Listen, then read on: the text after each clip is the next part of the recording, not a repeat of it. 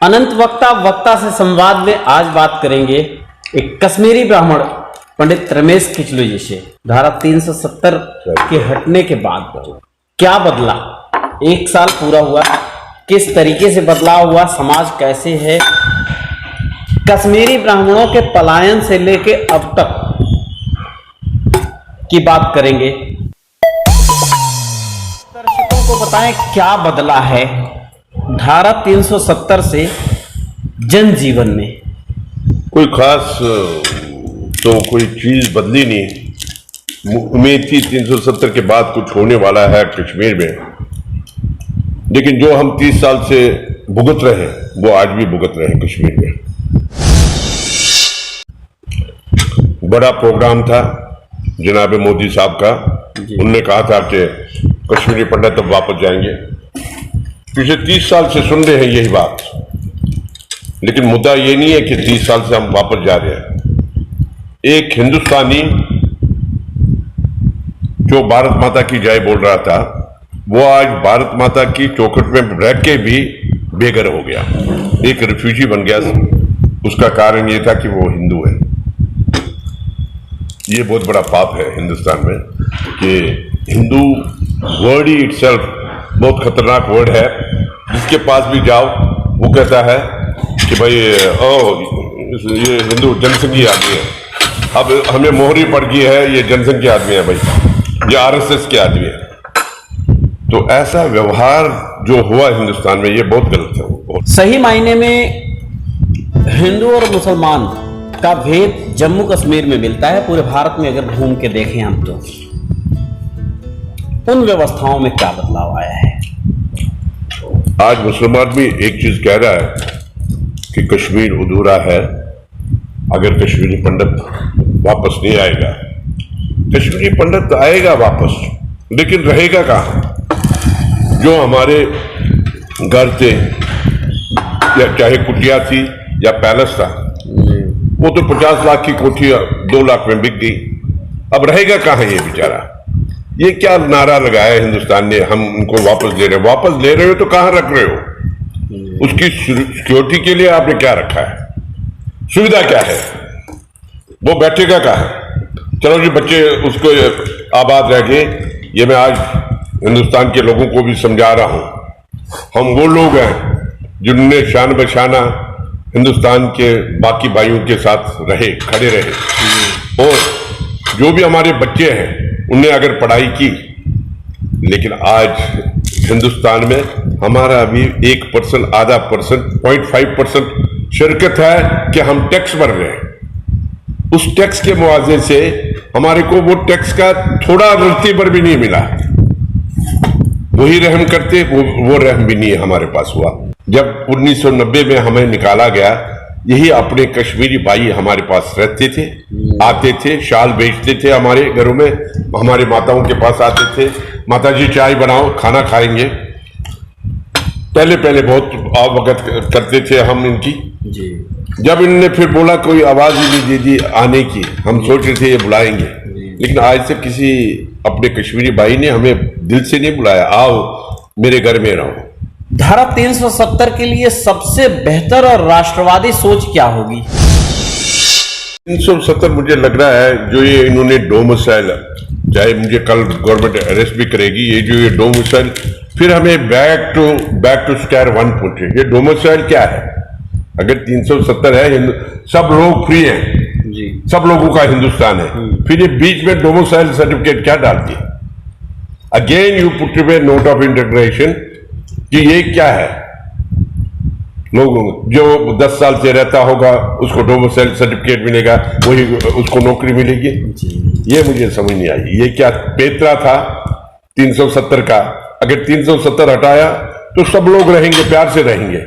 अब domicile certificate बना ली, ये ले आओ, फिर देखेंगे आप हैं। उसका मतलब ये है कि मैं अगर वहां 70 साल से रह रहा हूं तो मैं हूं नहीं। अगर मेरे पास डोमिसाइल सर्टिफिकेट, मैं हूं नहीं कश्मीरी, चाहे मैं कश्मीरी बोलता भी हूं, मेरे बच्चे पढ़ते थे वहां, मेरा बाप सब रहते थे, तो उसका मतलब है मैं कश्मीरी ही नहीं हूं अगर डोमिसाइल सर्टिफिकेट ही नहीं होगा। भारत सरकार क्या चाहती है कि जम्मू कश्मीर से पलायन किए हुए ब्राह्मण वापस आए, या पलायन का पूरा इतिहास हमें बताएं हमारे श्रोताओं को। देखिए, जब 370 हटाया गया, गवर्नर मुर्मू साहब आए, बहुत ही एफिशिएंट मैं कहूँगा एडमिनिस्ट्रेशन गवर्नर रहे, लेफ्टिनेंट गवर्नर, तो लोगों को उम्मीद थी, एक उम्मीद जागी कि भाई ये लेफ्टिनेंट गवर्नर मुर्मू साहब बहुत अच्छे आदमी हैं और ये प्रोग्राम बनाए। जो ही उन्होंने हाथ रखा जम्मू कश्मीर पर, अभी संभाल ही रहे थे कि उनकी ट्रांसफर कर दी गई। अब सिन्हा साहब आ गई, अब उनका कितना टाइम लगेगा सब कुछ सोचने में, फिर सिन्हा साहब के बदले और कोई आएगा, कोई ठोस चीज नहीं हो रही है कश्मीर के लिए।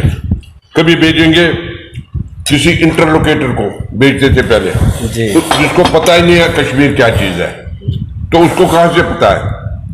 वो बाहर आया, खाना वाना खा लिया, हाउस बोट में रह गए, लोगों ने कहा नमस्ते जी वो जी, और चले गए वो, और रिपोर्ट उन्होंने दिल्ली में बनाई, लोगों की स्थिति जी खराब है, कर देंगे जी वो है।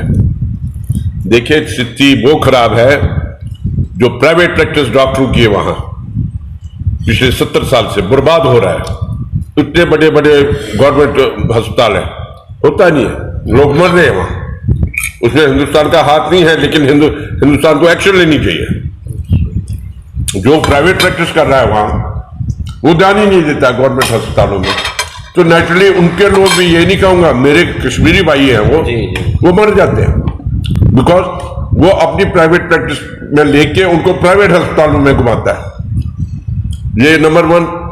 नंबर 2, कौन सा आज तक इंटरोगेशन लगी कि अगर एक बंदा 10 रुपए कमाता था, आज उसके पास 10 करोड़ की हैसियत कहां से आ गई? इसमें कोई गवर्नमेंट का ध्यान ही नहीं जा रहा है। गवर्नमेंट तो दावा करती है कि इन चीजों पे ही हमारा ध्यान है, कुछ नहीं है, कोई चीज नहीं की। जे&के बैंक को कुछ घरों ने लूटा हुआ जी, गरीब को मिलता ही नहीं कुछ। अगर गरीब नारा देता है, गरीब वाकई नारा देता है इसलिए क्योंकि उसको सुविधा नहीं है, उसको पहले गवर्नमेंट बैंक लोन ही नहीं देगा, क्योंकि उसके पास गारंटी देने के लिए एक छोटा सा मकान है, देगा क्या अगर वो ऊपर उठना चाहता है? गवर्नमेंट ऑफ इंडिया को सोचना चाहिए इन बातों को, क्या हम कैसे करें।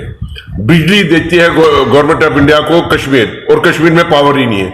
यहां से आप एक नारा देते हो टूरिज्म होना चाहिए, टूरिज्म नंबर 1 होना चाहिए। टूरिज्म कहां से होगा जब पावर ही नहीं है वहां, जब होटल ही ढंग के नहीं है बने हैं, कंजेशन है ट्रैफिक का, कोई सुविधा नहीं है, तो आएगा कौन? जम्मू कश्मीर में नए कानून बनने के बाद भारत की पर्यटन पॉलिसी क्या है, उसको क्या समझ पाए आप, क्योंकि आप दिल्ली में एक खुद होटल व्यवसायी हैं।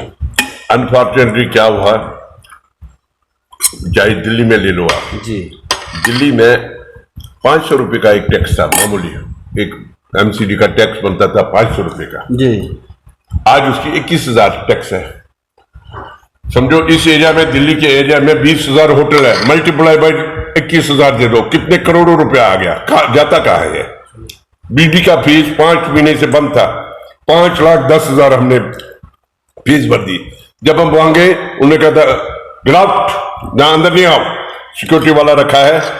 क्या क्या चीफ मिनिस्टर का नारा है, मैं आपका बेटा हूं, मैं दिल्ली का बेटा हूं, वो क्या नारा है ये? घर में मैं अकेला रहता हूं, मेरी बीवी बच्चे बाहर गए हैं, वो फंस गए वहां 9 महीने से, और 27,000 बिल आ गया, 1 महीने का बिल। और जब मैं उनको कहता हूं कि भाई साहब ये 27,000 कैसे, कहता है पिछला बाकी है जी। जब पिछला मैंने दिखाया, ये तो फिर नहीं जी, वो एक आपको समझ नहीं आएगी, ये अगर भरेंगे ठीक है, नहीं तो बिजली काटेंगे। किस देश में रह रहे हैं, यहां कौन सी सुविधा है?